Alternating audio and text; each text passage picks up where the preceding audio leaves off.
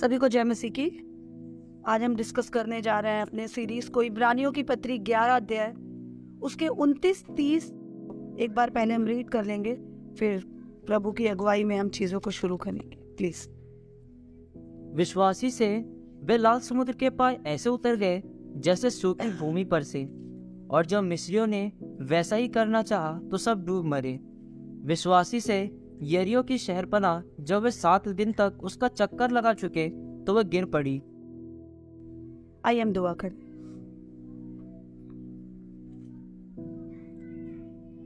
सर्वशक्तिमान मेरे पिता, दिल से धन्यवाद देते हैं प्रभु की एक बार फिर से प्रभु आपने मौका दिया प्रभु कि हम आपकी आत्मा की हुजूरी में बैठने पाए। प्रभु बहुत से चाहते हैं पर प्रभु उनके पास मौका नहीं है प्रभु, और बहुतों के पास मौका होता है जैसे एली के दोनों बेटों के पास था, पर उन्होंने उसका इस्तेमाल नहीं किया। प्रभु आज खुदावन जब हम तेरी हुजूरी में हैं तो हम मांगते हैं प्रभु, जब तूने हमें मौका दिया है तो प्रभु हमें भूख भी दे प्रभु, ताकि इस मौके का हम बखूबी इस्तेमाल करने पाए राजा। और जो बात आज आप अपने कलाम से सिखाना चाहते हैं खुदावन, हम उसे सीखने पाए, समझने पाए प्रभु।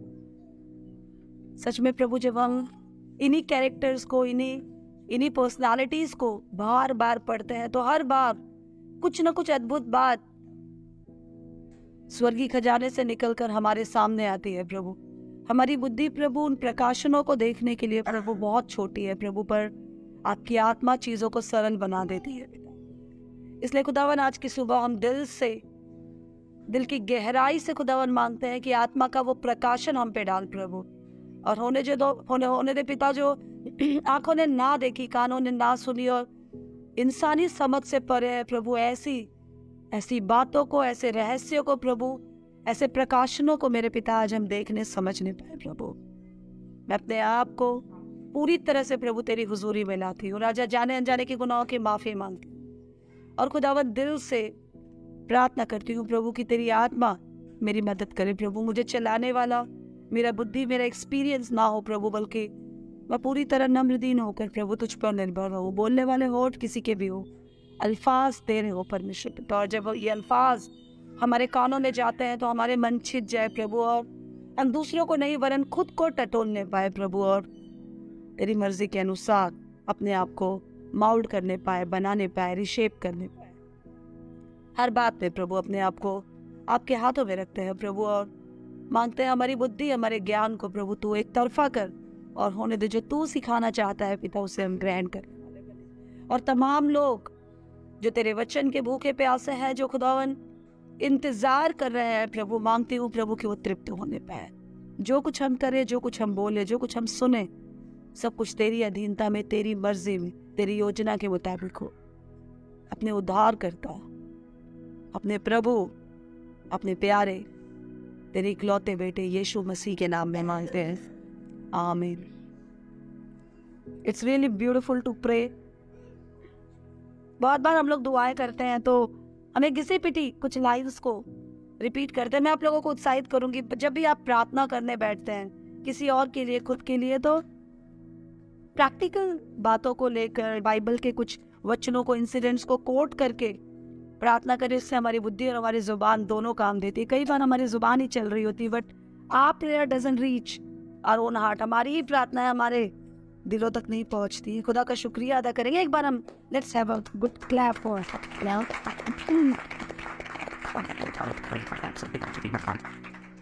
ये तालियां इसलिए है कि नया नियम आने से पहले, यीशु मसीह के आने से पहले बहुत सारे लोग इस दुनिया में आए। दाऊद आया, सुलेमान आया, सिमसोन आया, बहुत सारे लोग हैं, अब्राहम, नूहा। लेकिन आप जानते हैं उनको इंस्पायर करने के लिए, उनको प्रेरणा देने के लिए ऐसा प्रकाशन, ऐसी कहानियां नहीं थी। आत्मा आती थी, उससे बात करती थी, चली जाती थी। कभी कभार अवेलेबल कुछ प्रिंट्स, अवेलेबल कुछ पत्रियां बाइबल की, यहाँ वहाँ वाचा का संदूक जहाँ होता था उसमें ही मूसा की लिखी हुई आज्ञाएं थी, तो वो पत्रियां पढ़ते थे। उसके बाद किसी ने लिखा तो वो थोड़ा पढ़ते थे। Full on, complete, in totality में परमेश्वर के वचन को उत्पत्ति से, उसकी रचना से लेकर अगले प्लान तक, हमारे जाने तक पढ़ने का सौभाग्य उन लोगों को नहीं मिला। पर आज हम उनकी कहानियां सुन रहे हैं तो हमें एक बात प्रतीति होती है। हमने देखा मूसा के बारे में, हमने देखा बहुत सारे अब्राहम के बारे में, इसहाक के बारे में, यूसुफ के बारे में और बहुत सारे हीरोज के बारे में, और हम कंटिन्यूअसली इन हीरोज की कहानी सुन रहे हैं और हमें पता चलता है वचनों का पूरा कलेक्शन इनके पास नहीं था, हमारे पास है। इनके पास बहुत सारा प्रैक्टिकल एक्सपोजर नहीं था, हमारे पास है। इनके पास पिछले और आने वाले राजाओं की कहानी और लिखित चीजें नहीं थी, हमारे पास है। इनके पास यूट्यूब, गूगल नहीं था, हमारे पास है। इनके पास ट्रांसलेट कर करके देखने के लिए डिक्शनरीज नहीं थी, हमारे पास है। मुझे नहीं पता हमारी कहानी हमारे सो जाने के बाद लोग जान पाएंगे, पढ़ पाएंगे या नहीं, मुझे नहीं लगता, मुझे नहीं पता, मैं नहीं जानती। बट हर सुविधाओं की कमी के बावजूद, हर फैसिलिटीज की कमी के बावजूद आज 2023 में, ईयर 2023 में हम उन हीरोज की कहानी पढ़ते हैं और रोंगटे खड़े हो जाते हैं। पिछले कुछ दिनों से, जब से ये सीरीज को मैं प्रीच कर रही हूँ अब्राहम के बारे में, पिछले दिनों मूसा के बारे में हमने चर्चा की। मूसा जहन से जाता ही नहीं है। और जैसे हर सिचुएशन में, हर सिलेक्शन में, मैंने आपसे कहा था कि आपने उस मूसा के बारे में सीख लिया, जान लिया, वो विश्वास आपने अपना लिया। अगर सिलेक्शन के टाइम हम फेल नहीं होते, तो हर सिलेक्शन में लगता है मूसा होता तो क्या सिलेक्ट करता, मूसा होता तो क्या सिलेक्ट करता। उसने दिखने वाली चीजों को छोड़कर, ना दिखने वाली सुविधाजनक चीजों को छोड़कर, जंगली आरामदायक जिंदगी को छोड़कर एक बहुत ही बेहद कठिनाई वाली जिंदगी को चुना। उसने हरियाली को छोड़कर बंजर जमीन को चुना। उसने शाही घराने को छोड़कर एक बहुत दरिद्रता को नीरी आंखों से देखे तो वो दरिद्रता ही थी।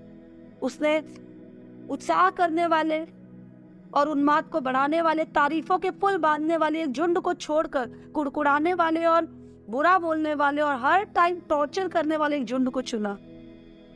लेकिन चूंकि उसने चुना, परमेश्वर का प्रकाशन, परमेश्वर का आत्मा उसके अंदर था, वो विश्वास उसके अंदर था, जो अनदेखी चीजों को अपने पूर्वजों से, अब्राहम से की गई वाचा की इस जगह को देखते हुए वो चला जा रहा था।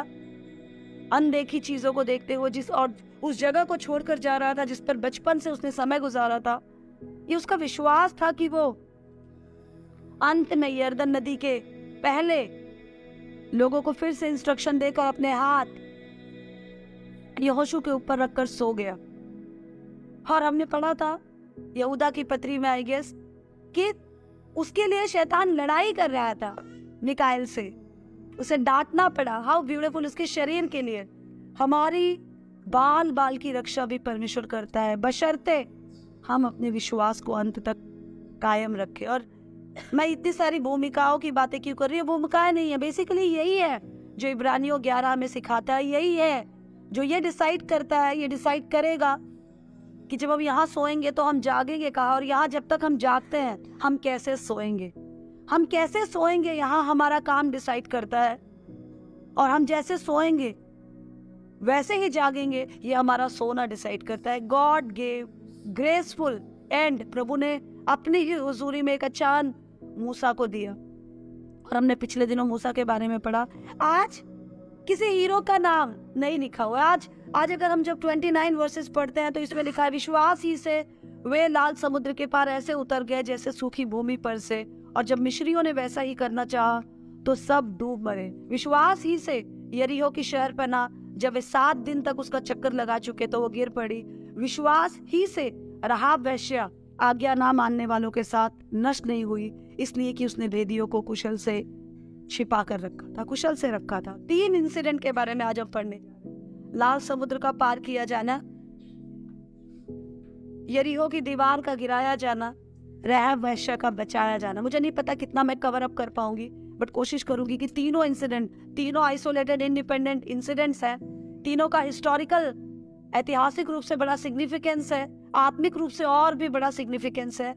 मेरे लिए एक बहुत बड़ा चैलेंज हो जाता है सैटरडे स्पेशलिस्ट टीचिंग में, क्योंकि यहाँ पर हमारी संगति में हमने एक चीज बनाई है कि गाने में, खाने में नहीं, बल्कि हम ज्यादा समय टीचिंग और लर्निंग में बिताए वचनों के। इसलिए ज्यादातर सुनने वाले यहाँ के इस बात को जानते हैं कि राहाब के साथ क्या हुआ। हमने हंड्रेड्स ऑफ टाइम राहाब को लेकर टीचिंग दी है। लाल समुद्र के पार क्या हुआ, हमने बहुत बार उसकी चर्चा की है। यरीहो की दीवार की लंबाई, चौड़ाई, ऊंचाई, कैसे चक्कर लगाया गया, कैसे तुरही फूकी गई, कैसे जय जयकार का एक बहुत बड़ा एक आवाज हुई और उस आवाज के साथ, उस आगाज के साथ वो दीवार टूट गई। हमने इसकी चर्चा बार बार की है और आप लोग, मैं जानती हूँ, बहुत परिपक्व है और आप इस स्टोरी लाइन से पूरी तरह जानते हैं, अवगत है सब चीजों से। तो मेरे लिए एक बहुत बड़ा चैलेंज होता है कि नए एंगल से, नए प्रकाशन से कैसे मैं चीजों को ले आऊं, and it's really a difficult task. ज्यादातर वक्त सुबह जब मैं तैयारी में रहती हूँ या पूरे हफ्ते आज के सेशन को खत्म करके आने वाले 8 दिन पूरा जब इसी वचन के बारे में सोचती हूँ तो प्रभु से एक ही बात मांगती हूँ, प्रभु वो बात जो रह गई है, वो बात जो छिपी रह गई, तो मुझे बताया, and God really opens up. मैं प्रभु का धन्यवाद देती हूँ। तो आज जो सबसे पहले जिस इंसिडेंट को हम डिस्कस करने जा रहे हैं वो है, विश्वास ही से वे लाल समुद्र के पार ऐसे उतर गए जैसे सूखी भूमि पर से, और जब मिस्रियों ने वैसा ही करना चाहा तो वो डूब मरे। हमने पिछले दिनों मूसा के बारे में पढ़ा, लेकिन मूसा के बाद परमेश्वर मूसा के इंसिडेंट को बताने के बाद, मूसा की जिंदगी को बताने के बाद, मूसा से अंत करने के बजाय इब्रानियों की पत्री के इस सीक्वेंस को, मूसा की कहानी को परमेश्वर ने लाल समुद्र के इंसिडेंट से एंड किया। और जब लाल समुद्र का इंसिडेंट एंड किया जा रहा है, उसकी चर्चा की जा रही है, तो विश्वास ही से वो नहीं लिखा है, विश्वास ही से वे लिखा है। इस समय मूसा के नहीं बल्कि पूरी इजराइलियों की बात की जा रही है कि उन्होंने विश्वास किया और विश्वास के कारण वो लाल समुद्र से पार निकल गए। और इसकी चर्चा हम सीधे पहुंच जाते हैं निर्गमन की पत्री 14 अध्याय में, और हम देखते हैं कि अद्भुत रीति से 10 चिन्ह और चमत्कार के साथ परमेश्वर इजराइलियों को बाहर निकाल लाया। और जब परमेश्वर इन्हें बाहर निकाल लाया तो निकाल लाने के बाद प्रभु इन्हें मन्ना खिला रहा है, प्रभु इनके लिए अद्भुत काम कर रहा है। मन्ना वाले स्टेज में अभी पहुंचेंगे, फसह का पर्व ये मना रहे हैं, बहुत कुछ इन्होंने किया, पास ओवर, वो मेमने का लहू, बहुत बड़ी सारी घटनाओं के बाद जब ये निकल कर आए, इन्होंने अखमीरी रोटी का पर्व मनाया। आज ये लाल समुद्र के बाहर खड़े हैं। लाल समुद्र, red sea, is one of the biggest sea. लोग कहते हैं उसका पानी लाल है, इसलिए लाल समुद्र नाम उसका रखा है। स्कूल में जब हम पढ़ते थे तो बहुत सारी डेड सी, क्योंकि उसका पानी मरा हुआ है। बाद में हमें उसका साइंटिफिक बहुत सारे वैज्ञानिक कारण पता चले। आज मूसा इन 25-30 लाख लोगों के साथ लाल समुद्र के इस पार खड़ा हो। जब वो इस पार खड़ा है तो इजरायली घबरा गए, क्योंकि उसे पता है कि फिरौन की सेना कैसी है, और उसे पता है कि फिरौन की सेना अभी आएगी और उसे मार देगी। मूसा को पता है हमें छुटकारा मिल गया, लेकिन इजरायलियों के मन में कहीं ना कहीं फिरौन का वो डर है। और उसके साथ वो लाल समुद्र के पार जब खड़े हैं तो उनकी हालत बहुत खराब हो गई। इस तरफ कुआं, उस तरफ खाई, सामने समुद्र जिसे वो पार नहीं कर सकते। वो सूखी बंजर जमीन में मिस्र के रेगिस्तानों के पास रहते थे, कुशल नाविक नहीं थे, अच्छे तैराक नहीं थे। पानी की दिक्कतें उस तरफ हमेशा रहती है, क्योंकि नदी, झरने, हिंदुस्तान की तरह नदियों का देश नहीं है वो। दे वर नॉट स्विमर्स, समुद्र का कोई खास एक्सपीरियंस इन्हें नहीं। अब वो समुद्री किनारे पे पड़े, वो गुलाम थे, अपनी मर्जी से यहाँ जा भी नहीं सकते थे 400 साल के करीब। अब वो एक ऐसे मुसीबत के सामने खड़े हैं जिस मुसीबत को फेस करने का उन्हें कोई अनुभव पहले नहीं है। ईंट बनाने की बात होती, दीवार खड़ी करने की बात होती, दीवार तोड़ने की बात होती, तो गारा बनाकर, ईंट बनाकर उन्होंने अपना अच्छा वक्त गुजारा है। मजदूरी करने की बात होती तो शायद वो कर लेते, पर प्रभु कई बार हमें एक ऐसे सिचुएशन पे लाकर खड़ा कर देता है जिस सिचुएशन को हमने कभी अपनी लाइफ में फेस नहीं किया, और कई बार हम रोना पीटना शुरू करते हैं। और लाल समुद्र के पहले इजरायली ऐसे ही खड़े होकर रो रहे हैं, और जब वो रो रहे हैं तो हम देखते हैं कि मिस्र के राजा को पता चला कि ये लोग निकल गए, और परमेश्वर ने उनका दिल कठोर किया, मिस्र के राजा का, फिरौन का, और मिस्र का राजा इनके पीछे आ रहा है। और तब ऐसा हुआ, 14 अध्याय निर्गमन के 9 वचन में हम पढ़ेंगे तो लिखा है, पर फिरौन के सब घोड़े और रथे और सवारों समेत मिस्री सेना उनका पीछा करके उनके पास समुद्र तट पर जा पहुंची। जब फिरौन निकट आया तब इजरायलियों ने आंख उठाकर क्या देखा, पीछे मिस्री हमारा पीछा कर रहे हैं और आगे लाल समुद्र हमारे सामने है। तो 11 वचन बताता है, मिस्र में वो कुड़कुड़ाने लगे कि मिस्र में क्या कब्रें नहीं थी कि तू हमें यहाँ मरने के लिए छोड़ लेकर आ गया। और इसके बाद वो जब बहुत बुरी तरह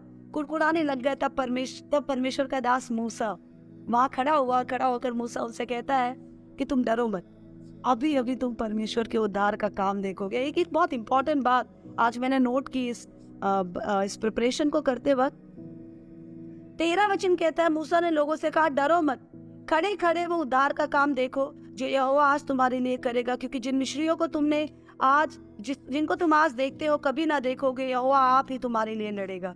इसके बाद 17 वचन बताता है, और सुन, मैं आप मिस्रियों के मन को कठोर करता हूँ और वहां भी वो तेरा पीछा करेंगे। अजीजों, लाल समुद्र का इंसिडेंट एक विश्वासी के जीवन में बहुत अनोखा और बहुत अद्भुत इंसिडेंट है। ये केवल पानी के बारे में नहीं है, ये बहुत बड़ी कठिनाई के बारे में है जो यीशु को प्रभु गुरु उद्धारकर्ता स्वीकार करने के बाद नॉर्मली एक विश्वासी को फेस करना पड़ता है। प्रभु को जानने के बाद प्रॉब्लम सॉल्व नहीं होती। प्रभु को जानने के बाद आने वाली कठिनाइयां, रास्ता स्मूथ नहीं हो जाता। रास्ता तो सकरा ही होगा, लेकिन उस सकरे रास्ते में परमेश्वर की आत्मा बड़े सेफली हमें चलाती है। वो एक डेमोन्स्ट्रेशन, वो एक मैनिफेस्टेशन लाल समुद्र आज हमारे सामने दिखा रहा है। लाल समुद्र में जब इजरायली उसके सामने खड़े हैं, डर रहे हैं, तब परमेश्वर इनसे कह रहा है, तू रो मत, तू चुपचाप रह और तू आगे बढ़। लेकिन परमेश्वर साथ साथ एक तरफ प्रभु कह रहा है तू आगे बढ़, दूसरी तरफ प्रभु कह रहा है मैं उनके मन को कठोर कर दूंगा। कई बार हमारी जिंदगी में हम ऐसे सिचुएशंस पे पहुंच जाते हैं जब हमें लगता है प्रभु तू मेरे साथ है या मेरे विरोधियों के साथ है। प्रभु तू मुझसे प्यार करता है या तू मेरे विरोधियों से प्यार करता है। प्रभु मेरी प्रॉब्लम बढ़ते जा रही है, मैं टेंशन में, घबराहट में बढ़ते जा रहा हूँ, मैं कंफ्यूजन में हूँ कि मैं आगे बढ़ूं या नहीं बढ़ूं। मुझे लग रहा है कि आगे बढ़ूंगा तो मैं मर जाऊंगा, और जब मैं पीछे देख और मैं घुटनों पर जब दुआ कर रहा हूँ, जब मुझे लगता है कि यहोवा मेरा है, दूसरे ही पल तू ऐसा कुछ कर देता है कि मुझे लगता है नहीं नहीं नहीं नहीं मैं गलत फहमी में था, यहोवा मेरा नहीं है, वो मेरे दुश्मनों का है। प्रार्थना मैं कर रहा हूँ, सामर्थ्य मेरे दुश्मन हो रहे हैं। प्रार्थना मैं कर रहा हूँ, प्रबल वो होते जा रहे हैं। प्रभु तू मुझसे प्यार करता भी है कि नहीं करता है? प्रभु तू मेरी सुन भी रहा है कि नहीं सुन रहा है? शायद ऐसा ही कुछ हाल मिस्रियों का हुआ होगा। प्रभु ने 10 चिन्ह चमत्कार के साथ निकाला, बड़े आराम से उनका सोना चांदी लेकर धनी होकर ये वहां से निकले। और जब धनी होकर ये समुद्र के किनारे खड़े हैं तो इनको एक फीलिंग जरूर आई होगी, नंगा मर जाता, रईस बन के मरने से अच्छा तो था, कम से कम दुख तो नहीं होता। आज मैं रईस बनकर मरने जा रहा हूँ, प्रभु बचाया ही क्यों तूने मुझे? और प्रभु तूने तो कहा था उसके पैलौटे मर गए, वो कमजोर हो गए। फिर प्रभु तो और ताकत के साथ, घोड़ों रथों के साथ, बहुत बड़ी बड़ी टाप टाप की आवाज के साथ वो हमारे पीछे आ रहे। अब तो वो हमें नहीं छोड़ेंगे। वहां चलो ईंट पत्थर हाथ में थे, मतलब कितने ख्याल आए होंगे आप सोचिए। वहां ईंट पत्थर थे, हम इनको मार भी सकते थे, लड़ भी सकते थे। यहाँ तो कुछ है भी नहीं। चलो यहाँ वहां झोपड़ियों में वहां भाग सकते थे, यहाँ पानी में कहाँ छुपे? पीछे जाएंगे तो घोड़े मारेंगे, आगे जाएंगे तो डूबकर मरेंगे। पीछे जाएंगे तो दम निकलेगा, आगे जाए तो सांस फूलेगी। प्रभु हम जाए तो जाए कहाँ? मुझे पक्का यकीन है एक आम विश्वासी की तरह उनके मन में ये ख्याल जरूर आया होगा, प्रभु तूने जो किया ना वो बहुत गलत था। वो ख्याल ना आता है तो शायद वो वहां ना रोते ना चिल्लाते। अजीजों, लाल समुद्र की घटना का जिक्र इब्रानियों की पत्री में आने का एक बहुत बड़ा कारण है। प्रभु हमें एक ही बात बताना चाहता है, एक ही बात बताना चाहता है, बड़ी से बड़ी प्रॉब्लम। और इसी पे मैं इस घटना को कंक्लूड करूंगी। मैं बहुत ज्यादा इसके फैक्चुअल डिस्क्रिप्शन पे नहीं जाऊंगी क्योंकि 3 इंसिडेंट्स को आज हमें कवर करना है। बड़ी से बड़ी घटना, बड़ी से बड़ी प्रॉब्लम, हमारे हाथों से ना सॉल्व होने वाली एक समस्या, हमारे अनुभवों से ना मैच करने वाली एक मुसीबत अगर हमारे सामने खड़ी है तो भी अगर हम विश्वास के कदमों को उठाकर उस पानी में पैर रखेंगे तो हाँ, जानते क्या हुआ? लाल समुद्र जब 2 भाग हुआ, ये लोग आप समुद्र किनारे गए हैं या नहीं? मैं रेगुलर जाती रहती हूँ, आई लव बीचेस। जब लहर आती है और लहर आने के बाद वापस चली जाती है तेज धूप में भी, तो जब आप समुद्र में पैर रखते हैं ना अजीजों, तो जो रेत होती है, बालू जिसे कहते हैं, बालू में जब आप पैर रखते हैं तो पैर थोड़ा सा धंस जाता है, थोड़ा सा धंस जाता है। आपके पैर हल्के गीले हो जाते हैं क्योंकि सूखी से दिखती है वो बालू, लेकिन उसके अंदर की नमी जाती नहीं है। और कई बार आप थोड़ा 2-4 पैर मारेंगे, 2-4 बार गड्ढा सा करेंगे, उसमें बच्चे घर बनाते हैं पैर डालकर। हम शूज बनाया करते थे, शूज हाउस, बूट हाउस। तो जब आप उसमें गड्ढा करेंगे तो आपको दिखाई देगा ऊपर तो बालू है लेकिन नीचे पानी है, और उस नमी के कारण वो रेत हमेशा गीली रहती है। बट यहाँ वचन बताता है डेडली सिचुएशन में प्रभु ने कहा, मृत्यु में, इन्होंने मृत्यु में पैर डाले थे उस समय। लाल समुद्र मृत्यु को दर्शाते हैं, छुटकारे को नहीं दर्शाता। इस समय के इंसिडेंट को देखो, प्रभु ने कहा तू इस आग में कूद जा, प्रभु ने कहा तू इस मुसीबत में कदम तो रख। हम कई बार भागते हैं पर प्रभु कहता है तू कन्फ्रंट कर। हम कई बार पीछा छुड़ाते हैं, प्रभु कहते हैं नहीं तू आगे बढ़, क्योंकि बहुतों के सामने प्रभु हमें गवाह बनाने के लिए तैयार रहता है। आज इब्रानी 11 में इजराइलियों का जिक्र है, क्योंकि इजराइली उस दिन मृत्यु के उस समुद्र में अपने पैर को उन्होंने बढ़ाया। मूसा, अगर केवल मूसा में विश्वास था तो मूसा बढ़ाता, लेकिन इजराइलियों ने भी विश्वास को प्रकट किया। ये कुड़कुड़ाने वाली प्रजा, कुड़कुड़ाहट के कारण आगे लगभग 2 को छोड़कर सारे नाश हो गए। ऐसी एक प्रजा ने भी जब विश्वास का एक कदम उठाया तो परमेश्वर ने उसको ऑनर किया, और इब्रानियों की पत्री में प्रभु ने इस ऑनर के कारण उनका नाम लिखा। Your every effort is being counted by the Lord. आपका एक एक छोटे से छोटा, बड़े से बड़ा विश्वास का कदम परमेश्वर की लेखे में लिखा जाता है। इन्होंने कदम बढ़ाया, और जब इन्होंने कदम बढ़ाया तो प्रभु जो इतना प्रेमी है उसने मृत्यु के उस रास्ते को सुखा दिया जो पानी इन्हें डुबा सकता था। वचन बताता है, मैं अभी जस्ट ट्रिपल रीडिंग कर रही थी, इसमें लिखा है 21वां वचन 14 अध्याय का।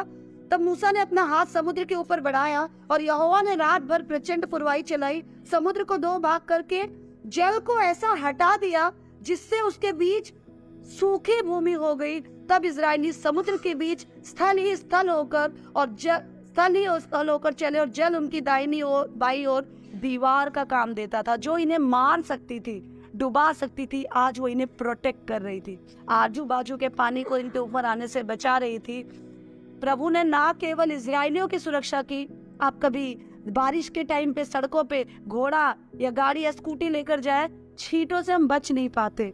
प्रभु ने उस समुद्र के पानी की छींटों तक को घोड़ों की टापों के बीच इन पर पड़ने नहीं दिया। How extra careful protective our God is. प्रभु कितना केयर करता है हमारी। प्रभु ने एवे नहीं बचा लिया, इसीलिए हम अपने परमेश्वर को संपूर्ण परमेश्वर कहते हैं, क्योंकि वो आधा अधूरा कोई काम नहीं करता, वो जो करता है संपूर्ण करता है। ये एक बात लाल समुद्र की घटना हमें सिखाती है कि विश्वास का तू एक कदम तो बढ़ा। देख, विश्वास के कारण लाल समुद्र को भी इजरायली सूखी सूखी भूमि में पार कर गए, और वो एक ऐसे सिचुएशन में पार कर रहे थे जब उनके मन में एक डर था, वो रो रहे थे। इसलिए प्रभु ने कहा तू रो क्यों रहा है। वो एक ऐसे सिचुएशन में पार कर रहे थे जब दुश्मन और मजबूत होंगे।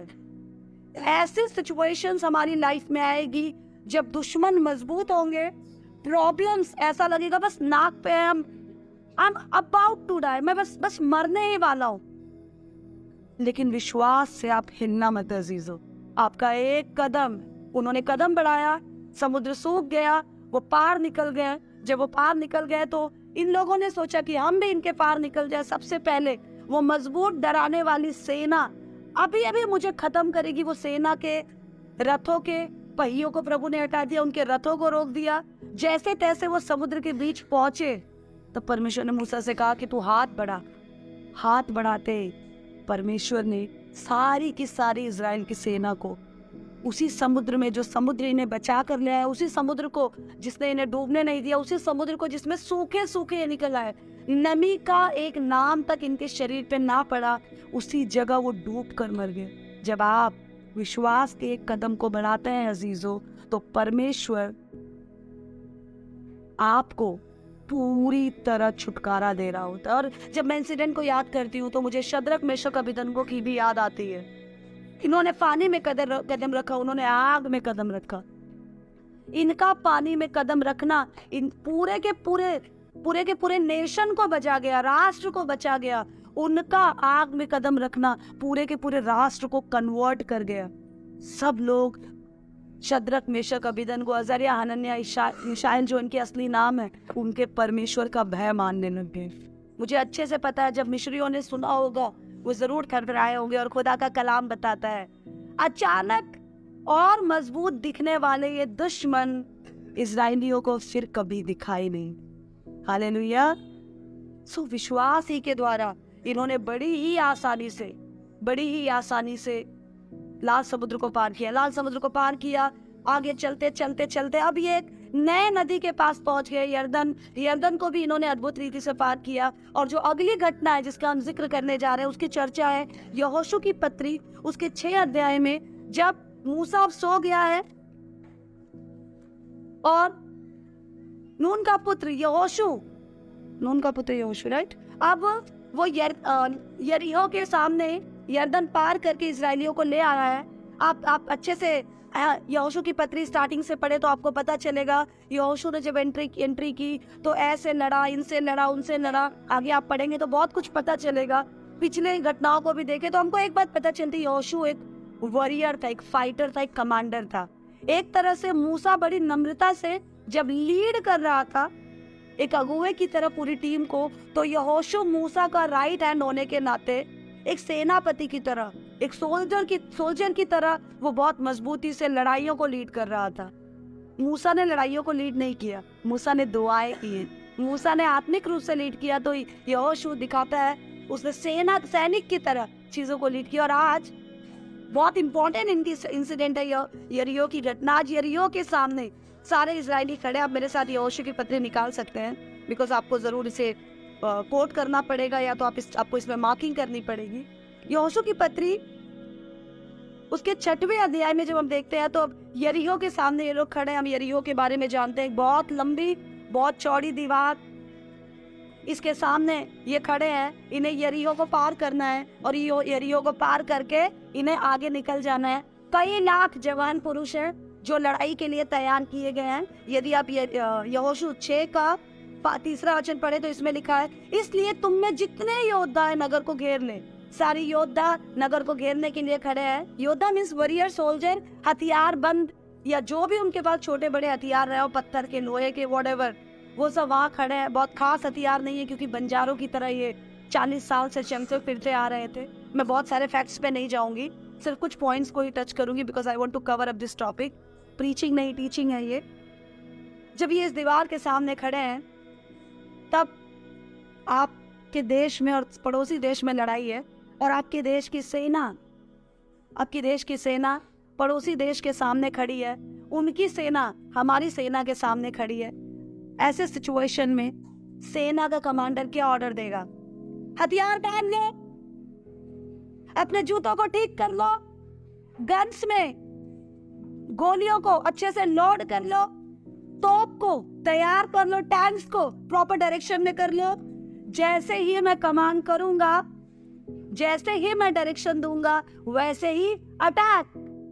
गोलियों की लेकर कहूंगा, गोलियां, जो भी उनका कमांडिंग तरीका हो। I have never been into military training, तो मुझे पता नहीं, मैंने कभी इसको फॉलो नहीं किया, बट कमांडो ट्रेनिंग ऐसी होती है। मैंने पुलिस ट्रेनिंग्स को देखा है। राइफल उठा, राइफल नीचे रख, गोली चला। अगर आप किसी भी देश के आक्रमण के बारे में सोचे तो यही आवाजें आनी चाहिए, राइट? इसी तरह की डिस्कशंस होनी चाहिए। यहाँ पर प्रभु ने बोला सारे सैनिक तैयार हो जाओ। प्लीज इधर ध्यान दीजिए, सारे सैनिक तैयार हैं, लाखों के करीब। अब प्रभु उनसे कहता है पर तुम लोग कोई लड़ाई नहीं करोगे। तुम लोगों को करना जो है वो ये है कि तुम सबको चुप रहना है। कितना डिस्गस्टेड फील होगा सैनिक होने के नाते। एक टीचर को मैं कहूँ क्लास में जाकर पूरे बच्चों को पढ़ाना है, पूरे बच्चों का फर्स्ट रैंक आना चाहिए, बट चुप रहना है, कुछ बोलना नहीं है, कुछ एक्सप्रेस नहीं करना है, चुप रहना है, लेकिन सब बच्चों को पढ़ाना है। वाह! एक म्यूजिशियन से, एक संगीतकार से मैं कहूँ तुम्हें गाना नहीं है, लेकिन सबको सुरीला लगना चाहिए, सबका मन बदल जाना चाहिए। मैं कुक से कहूँ तुम्हें पकाना नहीं है, पर सब तृप्त हो जाने चाहिए। मैं एक सैनिक को, सेना की टीम को मैं कह रही हूँ कि ये वो जगह है, ये वो दीवार है, इसके जस्ट पार वाचा की वो जगह है जिसे अब्राहम से, इसहाक से, याकूब से सालों साल पहले तुम्हारे और मेरे यहोवा परमेश्वर ने वादा किया था कि पहुंचना। आप सोचो कितनी एक्साइटमेंट होगी। आपने कभी सेना के परेड को देखा है? नहीं देखा तो आप YouTube में देखिएगा। जब वो परेड करते हैं, जब वो लास्ट मार्च करते टाइम वो एक दूसरे के उन्माद को बढ़ाते हैं, हमें जीतना है, यस हम जीतेंगे, हम होंगे कामयाब, न जाने क्या क्या गाने गाते हैं ताकि उनका जोश बढ़ते जाए। यहाँ जब जोश बढ़ के अटैक करके उस पर जाने की ही बारी है, प्रभु कह रहा तुम कुछ नहीं बोलोगे। यदि हम यहोशू की पत्री 6 अध्याय उसके 10 वचन को पढ़े तो उसमें लिखा है, मैं बहुत टुकड़ों टुकड़ों में ही इस इंसिडेंट को डिस्कस करूंगी। और यहोशू ने लोगों को आज्ञा दी, जब तक मैं तुम्हें जय जयकार करने की आज्ञा ना दूं तब तक जय जयकार ना करो, ना तुम्हारा कोई शब्द सुनने में आए, ना कोई बात तुम्हारे मुंह से निकलने आए। Pin drop silence. ये लोग सोच रहे थे कि अब प्रभु कहेगा अटैक कर, अब प्रभु कहेगा बस चीर दे फाड़ दे। प्रभु यहाँ कह रहा है कुछ मत करना, तुम सिर्फ दीवार के चक्कर लगाना। कितना कितना इंसल्टेड फील हुआ होगा। उफ, आप अपने घर में किसी बड़े नेता को बुलाते हैं और झाड़ू पकड़ाकर बोलते चलो झाड़ू लगा लो और जल्दी से झाड़ू बहारू करके घर को साफ कर दो क्योंकि पड़ोसी आने वाले हैं, प्रजा आने वाली है। हमेशा प्रजा सोचती है राजा का स्वागत बहुत अनोखे तरीके से प्रजा तैयारी करे। I mean, इनके स्टैंडर्ड से कितने नीचे का काम प्रभु ने लिया। प्रभु ने कहा तू अपने हथियार whatever you have, तू अपनी सैन्य प्रशिक्षण को, जो भी है, तूने अपने मन की तैयारियों को, जिस तरह तूने सोच रखा है कि तू उस जगह पहुंचेगा जिस जगह का वायदा मैंने तुझसे किया है, उस सारे अपने स्किल्स को, उस सारी अपनी योजनाओं को तू बगल में रख, क्योंकि परमेश्वर का करना, परमेश्वर का देखना मनुष्य के देखने से नहीं। और मुझे तुझे उस जगह ले जाने के लिए मुझे तेरे मदद की कोई जरूरत नहीं, क्योंकि सर्वशक्तिमान का हाथ छोटा नहीं है कि वो उद्धार ना कर सके। और प्रभु को अपने काम करने के लिए हमारे मदद की कोई जरूरत नहीं। बहुत सारे लोग बड़ी बड़ी तपस्याएं करते हैं अपने अपने अपने परमेश्वर को ताकत देने के लिए। और लोग, मैं कई बार देखती हूँ कलीसिया में, मैं विश्वासियों की बात करती हूँ, बड़े बड़े काम करते हैं, दान देते हैं, सोचते हैं मैं प्रभु का काम करूंगा। लो, आप अपना काम कर लो, वही काफी है।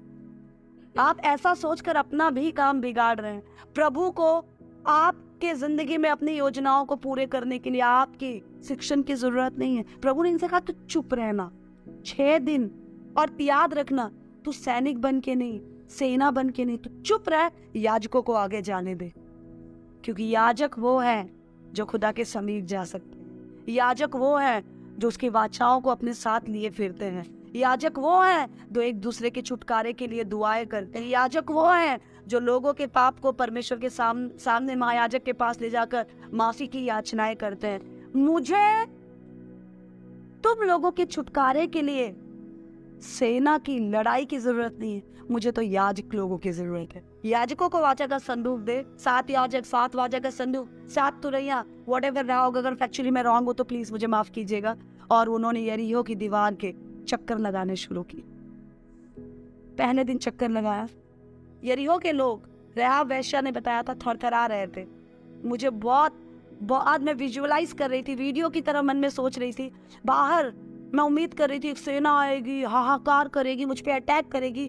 वो चुपचाप सिर्फ मेरे शहर के चारों तरफ मधुमक्खी की तरह घूम रहे हैं। यरीहो के लोगों ने अंदर कुछ ये बात जरूर सोची होगी, हमने तो इन्हें बड़ा समझा था, ये तो सारे के सारे पगले निकले, हमारे शहर के बाहर यूं ही घूम रहे हैं। ये घूमते रहे 6 दिन 6 बार, 7वें दिन 7 बार चक्कर लगाकर। बहुत सारे इसमें और भी रेवलेशंस है, मैं अपने आप को बहुत कंट्रोल कर रही हूँ कि उनकी चर्चा ना करूं। बट यस, जब यहोशू की पत्री की स्टडी हम करेंगे तो हर एक रेवलेशंस को मैं आपको खोल खोल कर बताऊंगी।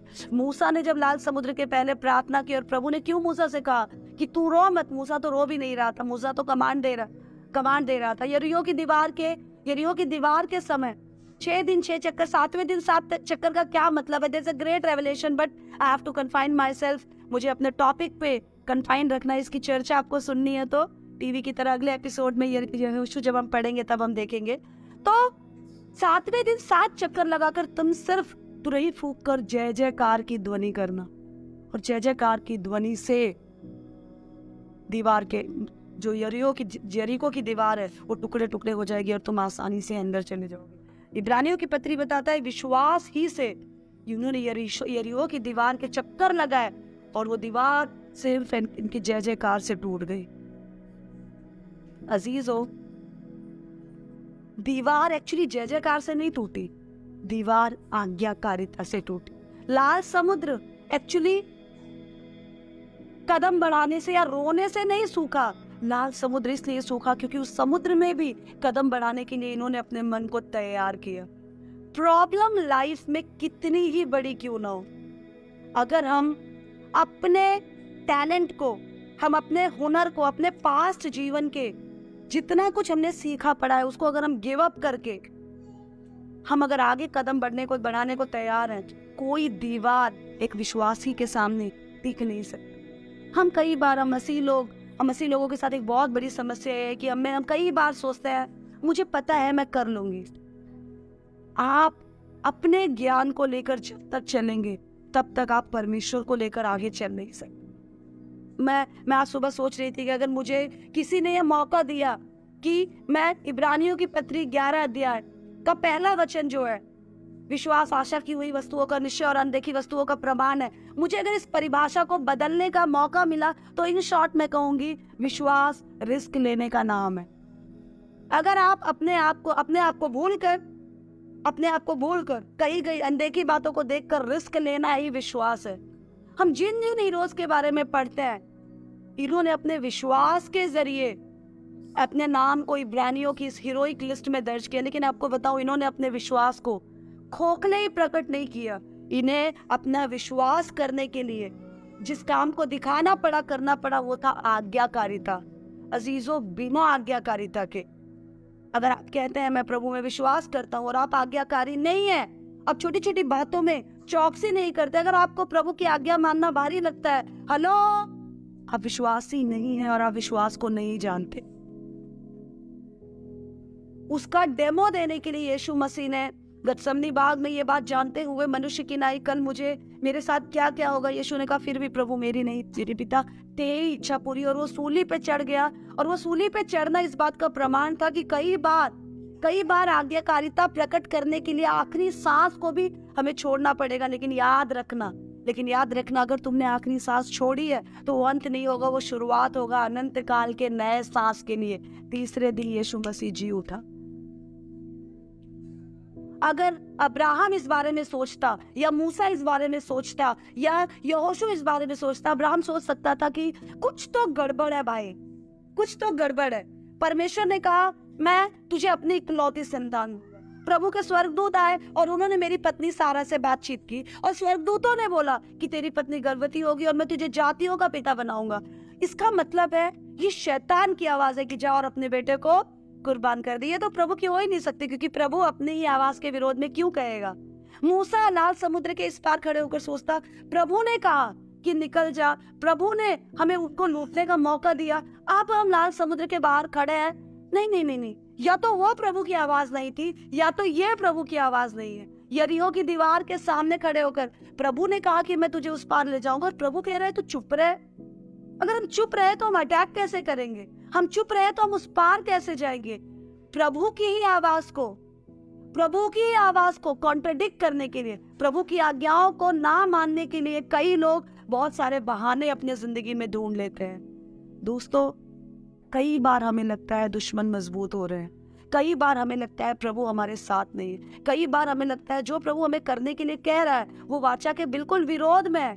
जिसके जरिए मैं जातियों का पिता बनूंगा, उसे मार दूंगा तो मैं जातियों का पिता कैसे बनूंगा। लेकिन अब्राहम का, मूसा का, यहोशू का, इजराइलियों का जिक्र इब्रानियों की पत्री में इसलिए है क्योंकि उन्होंने लॉजिक नहीं लगाया। मैं अक्सर विश्वासियों को कहती हूँ, a believer can not be practical and a practical person can not be a believer. एक विश्वासी कभी भी प्रैक्टिकल नहीं हो सकता। वो सोच ही नहीं सकता कि अरे समाज में रहना है तो हमें ये तो सोचना ही पड़ेगा। हमें समाज में रहना कहाँ है, हम तो याजकों का समाज है, हम यहाँ पर हैं पर हम यहाँ के नहीं हैं। हम अक्सर भूल जाते हैं। ये लाल समुद्र पार कर पाए क्योंकि इनको पता था ये जहाँ के हैं वहाँ पहुँचाए जा रहे हैं, और वहाँ पहुँचे जाने के लिए हर एक रास्ता परमेश्वर निकालेगा। हमें जो करना है वो है आँख बंद करके एक्ट ऑफ ओबीडियंस, अपने आप को आज्ञाकारी बनाए रखना। लाल समुद्र इनकी आज्ञाकारिता ने पार किया, यरीहो की दीवार को इनकी आज्ञाकारिता ने तोड़ा। हम लोग डिस्कस करेंगे नेक्स्ट सेशन में कैसे रहा वैसे अपने आप में एक पूरा विश्वास का एक जीता जागता प्रमाण, हम उसको डिस्कस करेंगे because the time is very short. पर मैं आपको बताना चाहती हूँ, दुश्मन मजबूत हो इसका मतलब ये नहीं है परमेश्वर आपके साथ नहीं है। प्रभु कई बार आपको चुप करने के लिए कहे, इसका मतलब ये नहीं है प्रभु आपके साथ रहे, साथ नहीं है। प्रभु आपके विरोध में खड़ा है, आपको प्रभु चुप करके खुद बोलना चाहता है। दुश्मन को मजबूत करके प्रभु उन्हें नाश करना चाहता है। जिंदगी के हालातों को, जिंदगी में, अपनी जिंदगी में, इस दुनिया में लोगों को आत्मिक नजरिए से देखना शुरू कीजिए। और जब आप आत्मिक नजरिए से देखना शुरू करेंगे तो किसी भी काम के लिए हाँ कहना आपको भारी नहीं लगेगा। और जब आप परमेश्वर की किसी भी आज्ञा को बिना लॉजिक लगाए, बिना तर्क वितर्क लगाए यूं ही कर जाएंगे, मैं आपको गारंटी देती हूँ आपको कभी शर्मिंदा नहीं होना पड़ेगा, क्योंकि इतिहास गवाह है जिसने उसकी ओर देखा वो कभी भी लज्जित नहीं हो। इसलिए कलीसिया मैं आपको बताना चाहती हूँ, अगर आप विश्वास रखते हैं तब आप पाएंगे। अगर आप विश्वास रखते हैं तभी आप यकीन करेंगे। अगर आप विश्वास रखते हैं तभी आप उसको मजबूती से पकड़ पाएंगे। और जब आप मजबूती से उसे पकड़े रहेंगे और एक्शंस में उस मजबूती को, उस विश्वास को प्रकट करेंगे, तो आज नहीं तो कल प्रभु आपको आराम देगा ही देगा। ये पूरा कॉन्सेप्ट कंप्लीट होता अगर मैंने आपके बारे में भी जिक्र करती, बट आपके बारे में जिक्र करूंगी तो आवर्स क्रॉस हो जाएंगे, इसलिए इसको हम नेक्स्ट सेशन में रखेंगे। आज मैं आपको इतना ही बताना चाहती हूँ, प्रैक्टिकल ना बने, विश्वासी बने। डरे नहीं, विश्वासी बने। पीछे पलट के ना देखे, विश्वासी बने। आगे देखकर चीखे नहीं, विश्वासी बने। कई बार प्रभु चीखने के लिए कहेगा, 7वें दिन प्रभु ने इनसे कहा। कई बार प्रभु चुप रहने के लिए कहेगा, पहले दिन प्रभु ने इनसे कहा। कई बार प्रभु चलने के लिए कहेगा, प्रभु ने लाल समुद्र के पहले उनसे कहा। कई बार प्रभु शांत रहने के लिए कहेगा। 14:14 में जब जैसे प्रभु ने कहा तुम चुप रहो, कई बार चुप करके चलना है, कई बार चुप करके बैठना है। ये मत सोचना कि परिस्थितियां तो ऐसी है, मैं कैसे कर सकता हूँ। हमारा परमेश्वर परिस्थितियों का भी परमेश्वर है। अपनी काबिलियत को, अपने अंदर के योद्धा को जब तक हम मारेंगे नहीं, तब तक सर्वशक्तिमान हमारे अंदर जिए। इसीलिए यदि हम चाहते हैं कि इस हीरोइक लिस्ट में आगे मेरा और आपका नाम दर्ज हो, तो ज्यादा मेहनत करने की जरूरत नहीं है, सिर्फ आज्ञाकारी रहने की जरूरत है। क्योंकि कर्म बिना विश्वास व्यर्थ है। हम जिन जिन हीरोज की कहानी अब तक पढ़ चुके हैं, उनके जिंदगी की खास एक ही बात थी, वो आगे पीछे लोगों को नहीं देख रहे थे, वो सिर्फ सुन रहे थे और आगे पीछे वो चलते जा रहे थे। जब आप सुनना शुरू करेंगे और चलना शुरू करेंगे तब आपको प्रॉब्लम नहीं होगी, लेकिन जब आप देखना शुरू करेंगे और सुनना शुरू करेंगे तब आप परेशान हो जाएंगे, क्योंकि आपकी दृष्टि, आपकी नज़र आपके सुनने के साथ कॉन्ट्रडिक्ट करेगी। लड़ाइयाँ चलेगी अंदर, जो मैं देख रही हूँ वो सच है, ये जो मैं सुन रही हूँ वो सच है। नहीं, जो आप सुन रही हैं प्रभु से वो सच है, क्योंकि जो आप सुन रही हैं वो खुदा के कलाम में से, और जो आप देख रही हैं वो सांसारिक चीज़ों से है। सांसारिक बातें भ्रमित करती है, प्रभु का कलाम हमारे लिए रास्तों को खोलता है। इसलिए कलीसिया इन अनदेखे रास्तों पर, अनदेखे प्रभु के वाचाओं को यकीन करते हुए आगे बढ़े। ये समुद्र को भी सूखे सूखे पार कर गए। प्रभु ने इनको टाप की आवाज से, इनको गीला नहीं किया, इन पे छींटा तक प्रभु ने पढ़ने नहीं दिया। सर्वशक्तिमान अब्राहम का, इसहाक का, याकूब का परमेश्वर आज 2023 में आपका और मेरा परमेश्वर है। इनके पास कलाम न था, आपके और मेरे पास कलाम है। इनके पास एक्सपोजर नहीं था, बहुत सारे रास्ते नहीं थे, मेरे और आपके पास बहुत सारे रास्ते हैं, पर वो रास्ते प्रभु ने आपको और मुझे इसलिए दिए ताकि उनका इस्तेमाल करके हम बढ़ जाएं। पर अजीजों, आज हम रास्तों को देखकर भटक रहे हैं। इसलिए आइए आज की आपकी सुबह जब हम प्रभु की उपस्थिति में हैं तो हम अपने दिलों को खोलें, अपने आंखों को बंद करें और कहें, प्रभु कई बार तू मुझे कहता है कि मैं अपने हथियार डाल दूं, पर प्रभु मैं अपने आप को शांत नहीं रख पाती। प्रभु कई बार तो मुझे कहता है कि मैं शांत रहूं, पर प्रभु मेरा चीखना कुड़कुड़ाना बंद नहीं होता। प्रभु आज की सुबह जब मैं तेरी उपस्थिति में हूँ, मेरे पीछे मुसीबतें बढ़ रही है, तो प्रभु और मेरे मन में ये विचार है कि क्यों मेरी जिंदगी से प्रॉब्लम खत्म नहीं होती, तो आज तू मुझे याद दिला कि प्रभु तू हमेशा के लिए उन्हें खत्म करना चाहता है। इसलिए प्रभु तूने उन्हें बढ़ाया ताकि प्रभु तेरी महिमा प्रकट हो। प्रभु और इन परिस्थितियों में मेरे पिता मैं विश्वास के साथ आगे बढ़ने पाऊं, क्योंकि मुसीबतें फिरौन की सेना के रूप में इजरायलियों के पीछे तो खड़ी थी प्रभु, पर उन्हें छू नहीं पाई थी प्रभु। पर यदि वे अपने कदमों को ना बढ़ाते तो प्रभु वो समुद्र के पहले ही प्रभु उनके तलवार के घात हो जाते। हम प्रभु कदम नहीं बढ़ा पाते राजा। ओ खुदावर, हम मजबूत दीवार की नई मुसीबत को देखकर जय जयकार नहीं कर पाते प्रभु। चुप्पी के समय बोलते हैं, बोलने के समय चुप रहते हैं प्रभु। ओ खुदावन, होने दे हम तेरी आत्मा से सुने और तेरी आत्मा की करने पाए। आज की सुबह जब हम तेरी उपस्थिति में हैं मेरे परमेश्वर, तो मांगती हूँ मेरे राजा की नए तरीके से इस नई बात को तू मेरे मन में डाल प्रभु। और लाखों लोग जब अपने एक विश्वास के प्रकटीकरण पे प्रभु बड़ी बड़ी मुसीबतों को पार कर गए, तो प्रभु मैं क्यों ना कर पाऊंगा, क्योंकि मुझे किसी और पे निर्भर नहीं रहना। तो मुझसे बातचीत कर राजा। हर प्रभु छूटे हुए और आने वाले चिंताओं से हटाकर प्रभु होने दे प्रभु, मैं उस विश्राम की जगह के बारे में सोचने पाऊं प्रभु।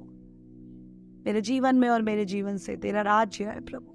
अपने कामों के जरिए प्रभु मैं इस लिस्ट में अपना भी नाम दर्ज कराने पाऊं, और तमाम लोग राजा जो इस वचन को सुन रहे हैं, मांगती हूँ प्रभु वो मजबूती से तेरी ओर बढ़ने पाए। यीशु मसीह के नाम में मांगते हैं, आमीन।